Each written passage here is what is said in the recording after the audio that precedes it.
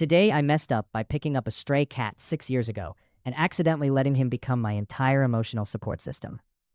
6 years ago, I stumbled upon a stray cat hiding under a car in a freezing parking lot. I hadn't planned on adopting any pets. I was broke, busy, and barely managing to take care of myself.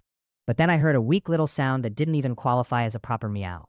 The cat looked terrible, skinny, dirty, with one torn ear. Surprisingly, he didn't run away when I crouched down. Instead, he just stared at me, as if he was too tired to care anymore. I couldn't just leave him there. I bought the cheapest can of cat food I could find and brought it back. He devoured it like he hadn't eaten in days. When I tried to leave, he followed me, not too close, but just enough to say, "Don't disappear."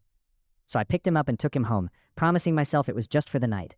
You can probably guess how that turned out. At the vet, I learned he had likely been on the streets for a long time. He had fleas, worms, and scars, but he never scratched or hissed at me.